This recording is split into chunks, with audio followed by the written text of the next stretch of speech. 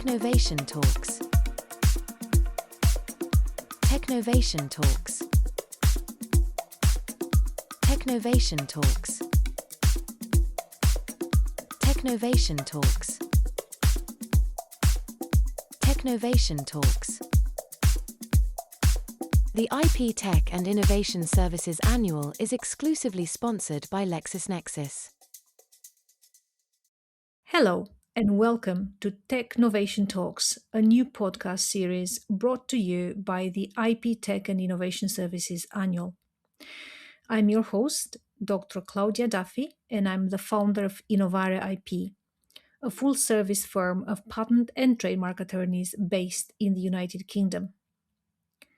This podcast series is presented on behalf of Northon's Media, publishers of the IP Tech and Innovation Services Annual, which was officially launched during INTA in May this year in our wonderful city of London. The IP Tech and Innovation Services Annual is a publication dedicated to exploring the evolving intersection of intellectual property, technology, innovation, and professional services across the global IP sector. Throughout this series, I will be speaking with some of the leading voices shaping the future of IP technology, from innovative platforms and service providers to pioneering organizations delivering real value and transformation within the intellectual property industry. In today's episode, I'm pleased to welcome Carlos Northon, founder and CEO of Northon's Media, the publishing house behind the IP Tech and Innovation Services Annual, and a portfolio of influential publications dedicated to the global intellectual property sector. Carlos, welcome to Technovation Talks. It's a pleasure to have you with us today. Hi, Claudia. Thank you for the lovely introduction. It's a pleasure to be here, and I'm honored to be the first guest on the show. Thank you. Thank you. Why don't we start from the beginning? So, before we dive into our discussion today, could you please share a little about your career journey and what led you to pursue a path in intellectual property? So my journey started back around 2010, 2011, where I worked at WIPR, the World Intellectual Property Review. And then from there, I moved on to a company to launch their first IP titles who are no longer in the industry. But in around 2018, 19, I decided to go it alone and set up my company, Northon's Media, which was actually going to be just a PR and marketing company. But after review, I thought with my experience in the publishing side of things, I thought it would be best to maybe put our publication together, which is all encompassing regarding intellectual property, which was actually the Global IP Matrix magazine, which is now the Global IP magazine, which is our flagship publication. And since then, we've published a few other leading publications, including the Women's IP World, Caribbean IP Annual, and of course, recently the IP Tech and Innovation Services Annual. So yeah, that's a little bit about my background, yeah. You've kept yourself very busy for sure, but what was the pivotal moment that led you to create the IP Tech and Innovation Services Annual? So, why now? So during Inter a couple of years ago, it was actually prior to Inter in San Diego that I was discussing with my team here in London and in India regarding, the IP tech space and, how people are not receiving as much information as they should be to understand all the sort of platforms that are available to them. I mean, specialists and platforms, they go to conferences like Inter, IP Service World, and other sort of conferences globally to showcase their platforms and their capabilities. But we found that there's no sort of blueprint, if you like, into how these platforms work and who should use them and who's going to benefit by them and so forth. So that's how this came about. And we thought that by doing something like this, we could provide sort of clarity on the various sort of options that are available to practitioners, law firms, and, IP businesses globally. So, the magazine came about because you are addressing a lack of clarity in the IP tech landscape. How would you characterize this lack of clarity, this gap, and who do you think it affects the most? Good question. The gap is fundamentally one of transparency, as you mentioned, and accessible information. I mean, we done a report last year prior to the launch of the IP Tech Annual called the IP Tech Survey, which found that more than two-thirds of respondents either felt there was insufficient transparency in the IP technology market, or they were unsure, while nearly 79% said there was either only partially informed or not informed at all about the platforms available to them. So many professionals told us they struggle to compare solutions objectively and often rely on peer recommendations or vendor claims rather than independent guidance. So pretty much lack of transparency, lack of being able to visualize what the IP tech landscape looks like. And you mentioned that professional service providers are actually at a loss. But now Mhm. you've launched the IP Tech and Innovation Annual. So can you please walk us through what readers will actually find inside the inaugural edition, which we said was launched this year at INTA, so 2026? And what types of content, which topics have you prioritized?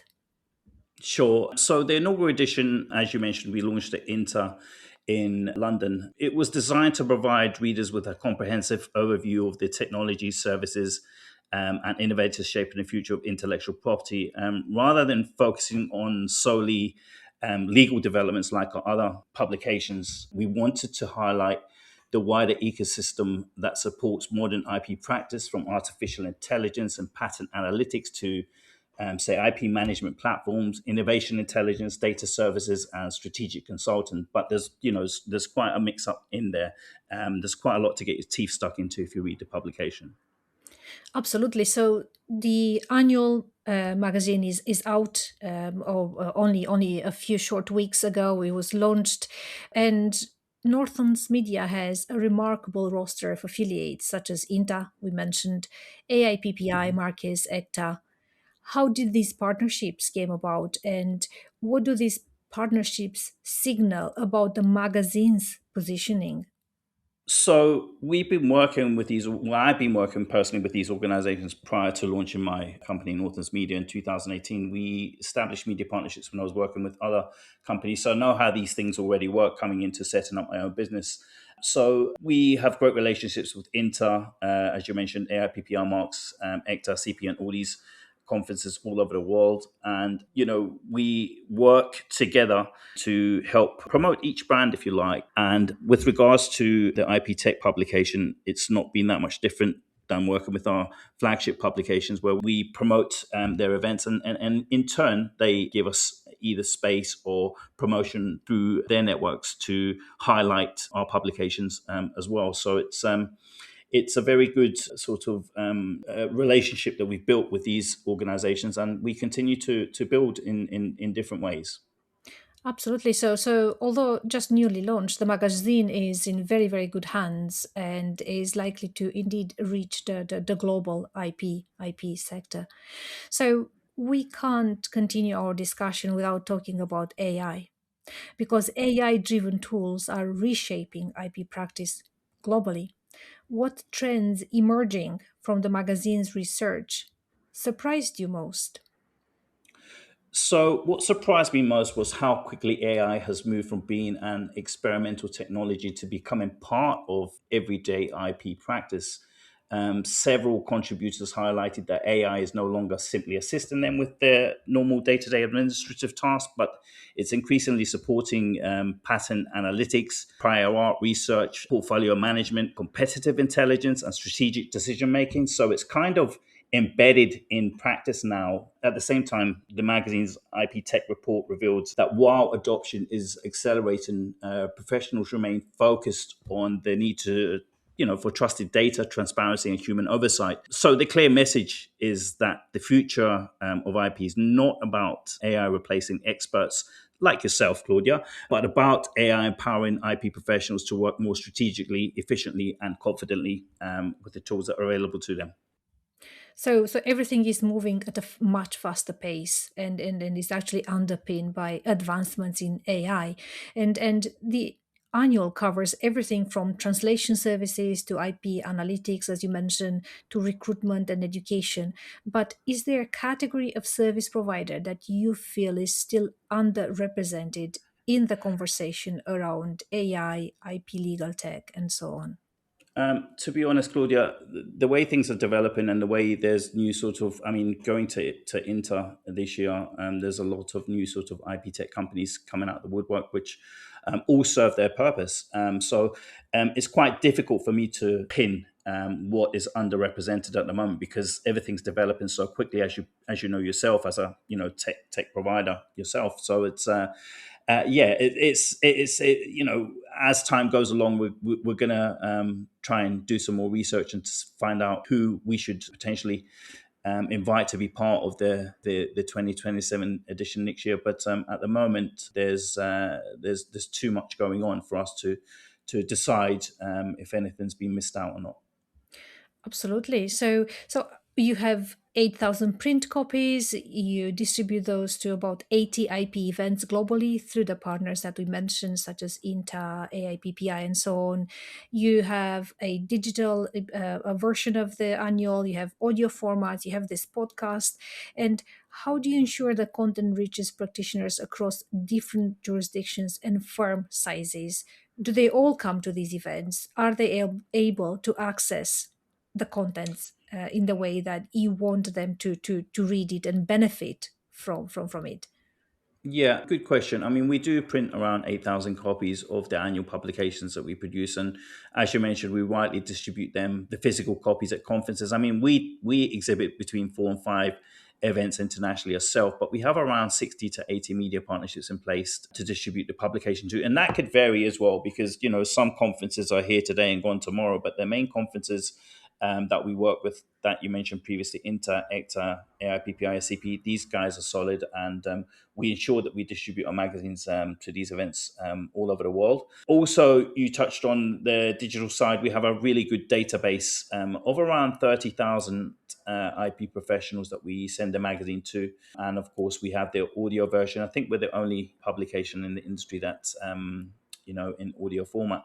I can say that we are the most frequently published and distributed print publications in the industry now. So, you know, we're pretty old school when it comes to that. We like to stick with the printed publications, and you know, our clients also appreciate that. So yeah, there's a lot of marketing and stuff as well that we do on social media to help promote our publications. Each individual piece of content in the publication has its own blog. And of course, we'll have its own sort of little marketing campaign throughout all our social media platforms to turn eyes to the content and the people that's written the content in the publication. And of course, we have white paper distributions and quite a lot of other digital stuff that we're working on as well to help enhance the presence of the publications as well. Absolutely. So it sounds like the digital content is there for everybody to see. So Mhm. practitioners across the world really can have access to it. And if they want to be part of your email distribution list, for instance, they should just go to the website, download the report, download the annual, and they will be automatically added to your email distribution list if they want to be kept up to date with developments from Northern Media. Mhm. So, as you look ahead to the 2027 edition, what ambitions do you have for the publication? And what would you say the IP professionals or service providers who have not yet engaged with the annual, what would you say to them? So the whole point of this publication is to give IP law firms and IP lawyers a platform where they can strategically look through all the sort of tech that's available to them and to see whether or not it's something that they can adopt personally or for their firm as a whole to help streamline their IP processes and of course help with the IP process. As mentioned earlier, with the help of AI and everything that's coming in, it's something that all IP law firms and professionals need to really look into because it's not going anywhere. If anything, it's developing faster than anything. And I can see a lot of other IP tech companies coming into the industry in the next couple of years. There's a lot of investment coming into this area. And I think it's a case of watch this space and see who else will be coming in within the next few years. But with regards to the publication, we want this to be like as a blueprint, if you like, for the lawyers to understand the IP tech that's out there and to see whether or not it's going to be something of use or benefit to them and their firms. Absolutely. So IP professionals across the globe will actually be able to have more informed discussions and make informed choices as a result of being able to look at the 2026 edition of the annual. But also moving forward, they will be able to keep themselves abreast with the developments in the IP legal tech sector. Absolutely. So Carlos, thank you for joining us today and for sharing your insights into the inaugural edition of the IP Tech and Innovation Services Annual. It has been a pleasure learning more about the vision behind the publication and the evolving role of technology within the intellectual property sector. Thank you, Claudia. It's been a pleasure to be the first guest on the show. I'm not very used to doing these podcasts, but it's been very nice speaking with you today. Thank you. Absolutely. We had to know the reason behind why and why now. We look forward to following the continued growth of the annual and the conversations it inspires across the global IP community.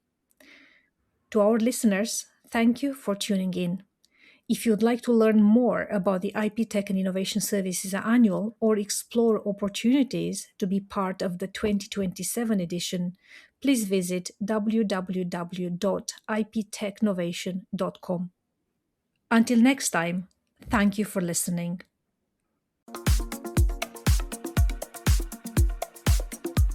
The Technovation Talks podcast has been brought to you by Northon's Media PR and Marketing Limited in the United Kingdom and hosted by Dr. Claudia Duffy from Innovare IP. The 2026 edition of the IP Tech and Innovation Services Annual is exclusively sponsored by LexisNexis.